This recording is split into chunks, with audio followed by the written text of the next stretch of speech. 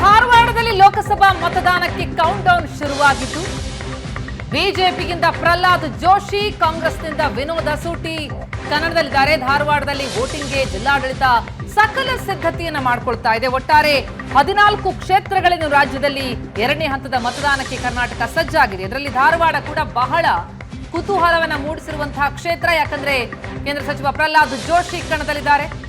ಹಾಗೆ ಕಾಂಗ್ರೆಸ್ನಿಂದ ವಿನೋದ್ ಅಸೂಟಿ ಕಣದಲ್ಲಿದ್ದು, ಜೊತೆಗೆ ಚಿಕ್ಕೋಡಿ ಮತ್ತು ಕೊಪ್ಪಳ ಅಲ್ಲೂ ಕೂಡ ವೋಟಿಂಗ್ಗೆ ಸಕಲ ಸಿದ್ಧತೆಗಳಾಗಿರೋದನ್ನ ನೋಡ್ತಾ ಇದ್ದೀವಿ. ಚಿಕ್ಕೋಡಿ, ಹುಬ್ಬಳ್ಳಿ ಮತ್ತು ಕೊಪ್ಪಳ 3 ಕಡೆಗಳಲ್ಲೂ ಕೂಡ ಈಗಾಗಲೇ ಬಿರುಸಿನ ಮತದಾನಕ್ಕೆ ಸಕಲ ಸಿದ್ಧತೆಗಳನ್ನ ಮಾಡಿಕೊಳ್ಳಲಾಗಿದೆ.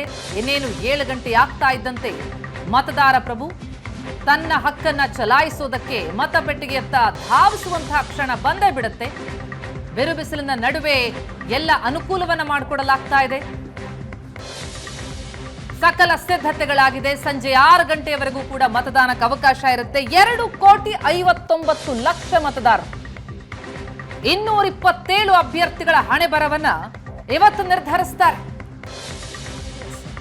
ರಾಜ್ಯದ 2ನೇ ಹಂತದ ವೋಟಿಂಗ್ ಇನ್ನೇನು ಕೆಲವೇ ಕ್ಷಣಗಳಲ್ಲಿ ಆರಂಭ ಆಗುತ್ತೆ.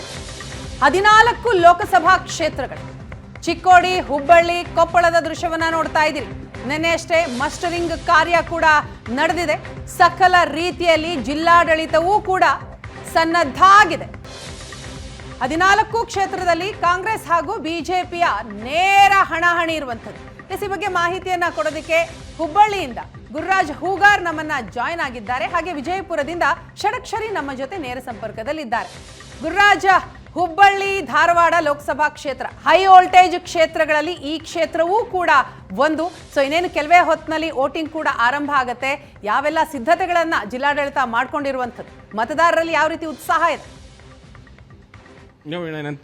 ಧಾರವಾಡ ಲೋಕಸಭಾ ಕ್ಷೇತ್ರದಲ್ಲಿ ಬೆಳಗ್ಗೆ 7 ಗಂಟೆಗೆ ಮತದಾನವನ್ನು ನಡೆಸಲಿಕ್ಕೆ ಈಗಾಗಲೇ ಧಾರವಾಡ ಲೋಕಸಭಾ ಕ್ಷೇತ್ರದ ವ್ಯಾಪ್ತಿಯ 8 ವಿಧಾನಸಭಾ ಕ್ಷೇತ್ರಗಳಲ್ಲಿ ಕೂಡ ಸರಿಸುಮಾರು 1901 ಮತಗಟ್ಟೆಗಳನ್ನು ಇಲ್ಲಿ ಸ್ಥಾಪನೆ ಮಾಡಲಾಗಿದೆ. ಪ್ರತಿಯೊಂದು ಮತಗಟ್ಟೆಗೂ ಅತ್ಯಂತ ಬಿಗಿ ಭದ್ರತೆಯನ್ನು ಒದಗಿಸಲಾಗಿದೆ. ಅಷ್ಟೆಲ್ಲ ಬೆಳಗ್ಗೆ 7 ಗಂಟೆಯಿಂದ ಸಂಜೆ 6 ಗಂಟೆವರೆಗೆ ಮತದಾನ ನಡೆಯುತ್ತೆ.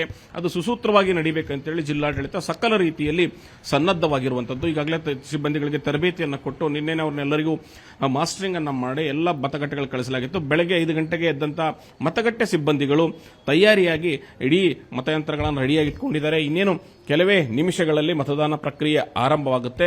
ಧಾರವಾಡ ಲೋಕಸಭಾ ಕ್ಷೇತ್ರದಲ್ಲಿ ಸರಿಸುಮಾರು 18,31,000ಕ್ಕಿಂತಲೂ ಹೆಚ್ಚು ಮತದಾರರು ಧಾರವಾಡ ಲೋಕಸಭಾ ಕ್ಷೇತ್ರದಲ್ಲಿದ್ದಾರೆ. ಅಷ್ಟೇ ಅಲ್ಲ, ಮಹಿಳಾ ಮತದಾರರ ಸಂಖ್ಯೆ ಕೂಡ ದೊಡ್ಡ ಪ್ರಮಾಣದಲ್ಲಿರೋದ್ರಿಂದ ಇಲ್ಲಿ ಒಟ್ಟು 40 ಪಿಂಕ್ ಬೂತ್ಗಳನ್ನು ಕೂಡ ಸ್ಥಾಪನೆ ಮಾಡಲಾಗಿದೆ. ವೀಣಾ, ಅದೇ ಮಾದರಿಯಲ್ಲಿ ಜಿಲ್ಲಾಡಳಿತ ಕಳೆದ ಬಾರಿಗಿಂತಲೂ ಕೂಡ ಈ ಬಾರಿ ಹೆಚ್ಚು ಮತದಾನ ಪ್ರಕ್ರಿಯೆಯಲ್ಲಿ ಜನರು ಭಾಗವಹಿಸಬೇಕು ಅಂತೇಳಿ ಸಾಕಷ್ಟು ಜಾಗೃತಿ ಕಾರ್ಯಕ್ರಮಗಳನ್ನು ಕೂಡ ಮಾಡಿತ್ತು.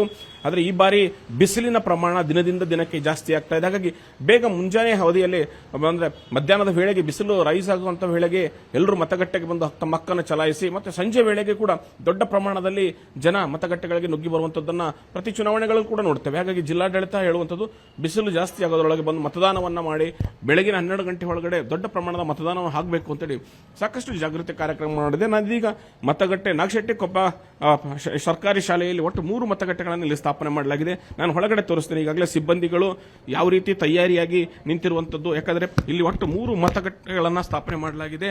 ಪ್ರತ್ಯೇಕವಾಗಿ ಕೊಠಡಿಗಳಲ್ಲಿ ಇಲ್ಲಿ ಮತಯಂತ್ರಗಳನ್ನು ಇರಿಸಲಾಗಿದೆ. ಇಲ್ಲಿ ನೋಡಬಹುದು ಈಗಾಗಲೇ ಅಂದ್ರೆ ಪ್ರಿಕಾಷನ್ಸ್ ಏನೇನು ಕೈಗೊಳ್ಳಬೇಕು, ಕ್ಯೂ ನಲ್ಲಿ ಇರೋದ್ರ ಬಗ್ಗೆ ಆಗಿರಬಹುದು, ಪ್ರತಿಯೊಂದು ವಿಚಾರವನ್ನು ಕೂಡ ತಿಳಿಸಲಾಗಿದೆ.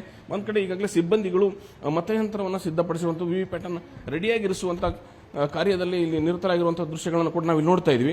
ಈಗ ಇನ್ನೇನು ಕೆಲವೇ ನಿಮಿಷಗಳಲ್ಲಿ ಮತದಾನ ಪ್ರಕ್ರಿಯೆ ಆರಂಭ ಆಗುತ್ತೆ. ಅಷ್ಟೇ ಅಲ್ಲ, ಪ್ರಹ್ಲಾದ್ ಜೋಶಿ ಮತ್ತು ವಿನೋದ್ ಅಸೂಟಿ ಮಧ್ಯೆ ನೇರ ಹಣಾಹಣಿ ಹುಬ್ಬಳ್ಳಿ ಧಾರವಾಡ ಲೋಕಸಭಾ ಕ್ಷೇತ್ರದಲ್ಲಿ ನಾವು ಕಾಣಿಸ್ತಾ ಇದೆ.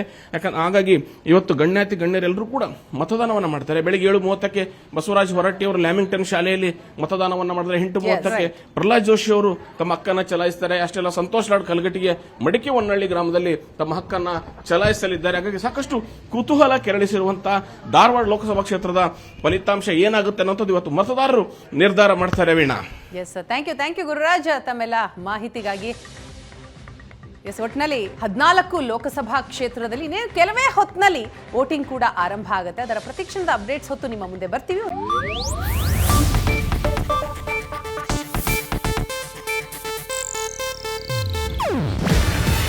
ಇದು ಏಷ್ಯಾನೆಟ್ ನ್ಯೂಸ್ ನೆಟ್ವರ್ಕ್ ಪ್ರಸ್ತುತಿ. ನೀವು ನೋಡ್ತಿದ್ದೀರಾ ಏಷ್ಯಾನೆಟ್ ಸುವರ್ಣ ನ್ಯೂಸ್.